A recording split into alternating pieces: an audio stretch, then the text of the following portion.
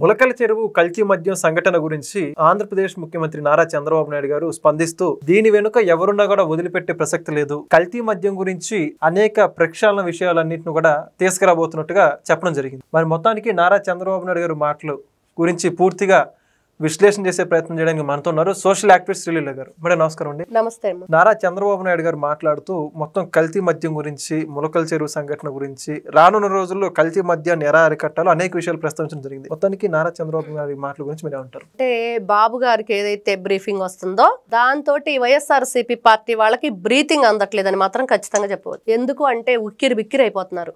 ఏం చెయ్యాలో తోచని పరిస్థితుల్లో రోడ్ల మీదకి పరిగెత్తుకొస్తున్నారు. ఏదంటే అది ప్లకార్డ్స్ పట్టుకుంటున్నారా, పిచ్చి పిచ్చి మాటలు మాట్లాడుతున్నారా, రకరకాల ఎలిగేషన్స్ చేస్తున్నారా, ఏదైనా మొత్తానికి అసలు బాబు గారు ఏం మాట్లాడారు నారా చంద్రబాబు నాయుడు గారు అంటే ఒకటే, అసలు ఒక్కొక్కరి సంగతి తేలుస్తాం, ఎవరిని వదిలిపెట్టే ప్రసక్తి లేదు. ఈ జయచంద్రారెడ్డిని కూడా మరి వాళ్ళు పార్టీ నుంచి తొలగించారు. తర్వాత ప్రభాకర్ను కూడా ఏవన్గా ఉన్నా మరి మొన్న పక్కా ప్లాన్ తోటి అతను ఎయిర్పోర్ట్లో బంధించేశారు. మరి ఇంకా ఈ మూలాలు ఎక్కడ ఉన్నాయి అంటే మొన్నటి వరకు ఈ భారీ మద్యం కుంభకోణం అసలు వైఎస్ఆర్సీపీ పార్టీ అధికారంలో ఉన్నప్పుడు జరిగింది.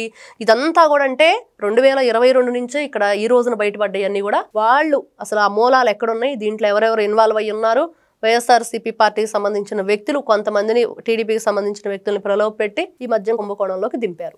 మరి వీళ్ళ పని పట్టాలంటే ఏం చేయాలి? అరెస్ట్ చేయాలి, ఎంక్వైరీ మొదలు పెట్టాలి.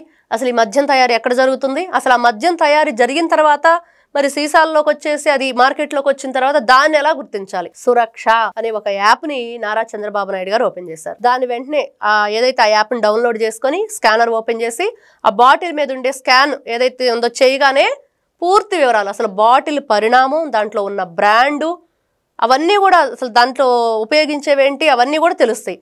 అలా కాకుండా ఎర్రర్ అని కానీ దాంట్లో పూర్తిగా ఏదైనా సరే అది చేయకపోతే స్కానరు చెప్పకపోతే కనుక ఇదిగో దీంట్లో ఏదో నకిలీ ఉంది, దీని మీద ఉన్న ఏదైతే స్కాన్ ఉందో అది మనకి ఎర్రర్ అని చూపిస్తుంది అనే సంకేతాలు వీళ్ళకి తెలుస్తాయి. అంటే ఈ రోజున మాట్లాడే వాళ్ళందరూ ఎవరైతే మాట్లాడుతున్నారో నారా చంద్రబాబు నాయుడు గారి గురించి, లోకేష్ గారి గురించి, కూటమి ప్రభుత్వం గురించి, వాళ్ళందరికీ కుక్క కాటుకు చెప్పు దెబ్బ అన్నట్లుగా ఈ రోజున బాబు గారు చేసిన వ్యాఖ్యలు కానివ్వండి, ఈ తీసుకునే ఆలోచన విధానం, ముందుకి ఎవరెవరు ఏ విధంగా దీంట్లో ఉంటే ఇంకా వాళ్ళందరిని బయటకు లాగాలి, ఇదంతా కూడా వైఎస్ఆర్సీపీ పార్టీ పాపం గతంలో ఇప్పటి వరకు కూడా పాపం పోరాడుతున్నారు. ఏమని, అసలు మేము చాలా అమాయకులం, తెలియదు గుర్తులేదు మర్చిపోయా అనే విధంగా మేము మంచివాళ్ళం, అమాయకులం, మాకు సన్మానాలు చేయాల్సింది పోయి, శాలువాలు కప్పాల్సింది పోయి, ఏ రివార్డు ఇవ్వాల్సింది పోయి, ఏంటి మాకు ఈ సమస్య అన్నట్లుగా జగన్మోహన్ రెడ్డి గారి మాటలు వింటుంటే ఈ రోజున నిజంగా మీకు మంచి అవార్డు వస్తుంది.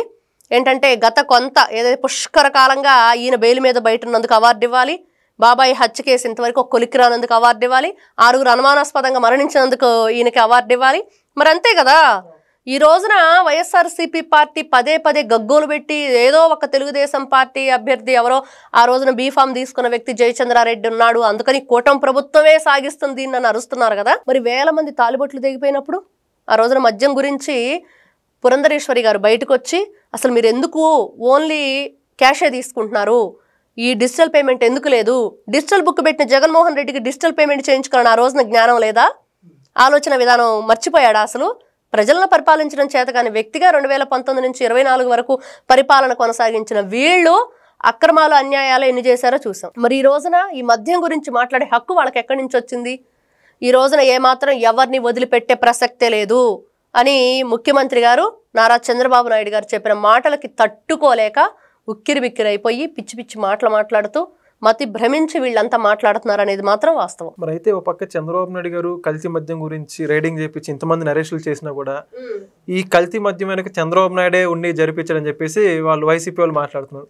ఏమంటారు? ఇక్కడ అంటే ఆయనే ఈ రోజున బయటకు వచ్చి అసలు ఇట్లాంటివి ప్రజలకి హాని జరిగేది అసలు ఒప్పుకోరు. ఆయన ఎంతసేపటికి ఆయన తపనంతా ఏంటి, ప్రజల్ని ఏ విధంగా అభివృద్ధి వైపు తీయాలి, వాళ్ళ ఆరోగ్యం ఎలా చూడాలి, అసలు P4 అనగానే 2 మాటలు అయిపోయింది. కానీ అసలు దాన్ని ఏ విధంగా ఆలోచనలో మనం అమలు చేయాలి, ఆలోచనలో ఉంటే సరిపోదు కదా, దాన్ని అమలు చేయటం వెనక అసలు పెద్ద టార్గెట్ అది. అంత దాన్ని రీచ్ చేయాలంటే ఎంతమంది అభాగ్యులు ఈ రోజున చదువుకుంటున్నారు, ఎంతమంది పాపం చదువుకోలేక ఉన్న పేద పిల్లల్ని మరి మార్గదర్శనలు పెట్టి వాళ్ళ బంగారు కుటుంబం అనే పేరుతోటి ఆదరిస్తున్నారు. మరి ఇంత గొప్పగా ఆలోచన ఉన్న దార్శనికుడు మరి ఇలాంటి పనులు చేస్తారంటే ఎవరైనా నమ్ముతారా? ఈ రాక్షసులు యజ్ఞం చెడగొట్టడానికి చేసే పనుల్లాగా ఆ మాంసం ఆ రక్తం వేస్తూ మనం చూసాం. మారీచుడు, సుబాహుడు, మరి లంకిణి, శూర్పణఖ వీళ్ళందరూ ఉన్నారు, తాటకి. మరి వీళ్ళందరూ అట్లాంటి జాతికి సంబంధించిన వ్యక్తులుగానే కనిపిస్తున్నారు, రాక్షస జాతి. ఎందుకంటే ఆటంకాలు కలిగించడమే వాళ్ళ జీవన పరమావధిగా బ్రతుకుతున్నారు. మరి ఈ రోజున కూటమి ప్రభుత్వం చేస్తున్న మంచి చూడలేక మేము గతంలో ఏం చేశాము అనేది మర్చిపోయి అవినీతి చేసిన వాళ్ళు నీతులు చెప్తూ ఈ రోజున మాట్లాడే మాటలు, వీళ్ళు బాబు గారిని అనే తీరు చూస్తుంటే ఒక్కసారి జగన్మోహన్ రెడ్డి గారితో సహా వాళ్ళ వైఎస్ఆర్సీపీ పార్టీకి సంబంధించిన వాళ్ళందరూ కూడా గుర్తుపెట్టుకోవాలి. 38,000 దాదాపుగా 40,000 మంది ఆడపిల్లల తాడిబొట్లు దిగిపోయినాయి. జంగారెడ్డిగూడెంలో కల్తీ సారదాగి ఎంతమంది ఒకేసారి మరణించారు. దాని మీద వీళ్ళు ఇచ్చిన రిపోర్ట్ ఆ రోజున ఒక్కసారి గుర్తు చేసుకోమనండి. వీళ్ళ మంత్రులు, వీళ్ళ ఎమ్మెల్యేలు వీళ్ళంతా అవినీతి చేసి జగన్మోహన్ రెడ్డి గారు ఎక్కడైనా వాళ్ళ పార్టీ నుంచి సస్పెండ్ చేశారనే మాట మనం విన్నామా? ఎప్పుడు వినలేదు. సరే, వీళ్ళ మీద అక్రమంగా కేసు పెట్టారు, అన్యాయంగా కేసు పెట్టారు. కూటమి ప్రభుత్వం వీళ్ళ మీద మరి కక్ష సాధింపు చర్య తీసుకుందని చెప్పి వాళ్ళ మాటల ప్రకారం అనుకుందాం.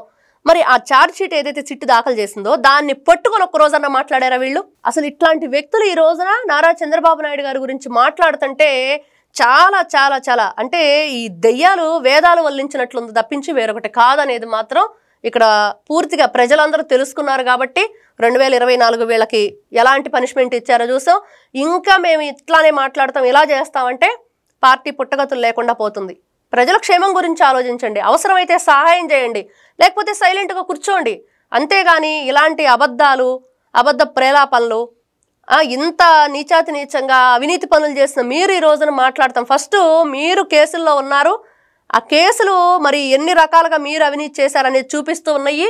ఫస్ట్ వాటిని ఏ విధంగా మీరు ఎదుర్కోవాలో దాని గురించి ఆలోచించే ప్రయత్నంలో వీళ్ళంతా కూడా. ప్రజలకి ఈ కేసుల విషయం తెలియకుండా ఉండాలంటే ఏం చెయ్యాలి అంటే తిరిగి వాళ్ళ మీదే బురద జల్లే ప్రయత్నం ఇదే జరుగుతుంది. కాబట్టి ఇప్పుడు ఏదైతే నారా చంద్రబాబు నాయుడు గారు ప్రవేశపెట్టిన సురక్ష యాప్ ఉందో దాని ద్వారా ప్రజలందరూ సురక్షితంగా ఉంటారు, వాళ్ళ ప్రాణాలకు ఎటువంటి హాని లేదు. ఖచ్చితంగా ఈ మద్యం అనేది ఏరులై పారటానికి కారణం వైఎస్ఆర్సీపీ పార్టీ 2019 నుంచి దానికి పునాది ఎక్కడో ఆఫ్రికాలో ఆ శాచెట్స్, దాంట్లో మనిషి ప్రాణాలు తీసే భయంకరమైన ముడి పదార్థాలు వాడారు. ఆ ఫార్ములాను తీసుకొచ్చి వీళ్ళు బాటిల్ రూపంలో ఇక్కడ తయారు చేస్తున్నారు. మరి పదే వీళ్ళు అంటున్నారు అప్పుడు డిస్టిలరీస్ని ఎందుకు కంటిన్యూ చేస్తున్నారు, ఇంకేదో చేస్తున్నారు అని చెప్పేసి. మీరు అంతకుముందు ఏ విధంగా కంటిన్యూ చేసి దాంట్లో కల్తీ మద్యం పోశారు, కానీ అవే డిస్టిలరీస్ ఉన్న మంచి మద్యం తయారవుతుంది ఈ రోజున. అది మర్చిపోతున్నట్లున్నారు వీళ్ళు. ఒక్కసారి ప్రజలకి మళ్ళీ చెప్పుకునేది ఏంటంటే వాళ్ళు మాట్లాడే మాటలకి డిస్టిలరీస్ ఏమున్నాయి అనేది కాదు, అక్కడ మద్యం ఎలాంటిది తయారవుతుంది. గతంలో కల్తీ మద్యం తయారు చేశారు, ఇప్పుడు ఆ మద్యం లేదు, ఆ ఫార్ములా లేదు. ఆఫ్రికా కంట్రీ నుంచి వీళ్ళు ఏదైతే పేరుని నాని పదే పాపం గగ్గోలు పెడుతున్నాడు, మేమేదో నేర్చుకొని వచ్చాం. నిజంగానే నేర్చుకొని వచ్చారు. నేను ముఖ్యమంత్రి నారా చంద్రబాబు నాయుడు గారే స్వయంగా చెప్పారు. మరి మీరు కదా మరి ప్రజల ప్రాణాలు లెక్క చేయకుండా సొంత బాబాయిని రప్ప నరికేసిన వాళ్ళకి ప్రజల లెక్క. మరి ఈ రోజున వీళ్ళు మాట్లాడాలి కల్తీ మద్యం గురించి. నిజంగా వీళ్ళు దెయ్యాలే, వేదాలు వల్లించినట్లే ఉన్న ఈ మాటలో ఖచ్చితంగా బాబు గారిని ప్రజలందరూ ఆశీర్వదిస్తారు. వీళ్ళ భరతం పట్టడం మాత్రం ఖాయం. థాంక్యూ. నమస్తే. Please subscribe to Leo news for more videos.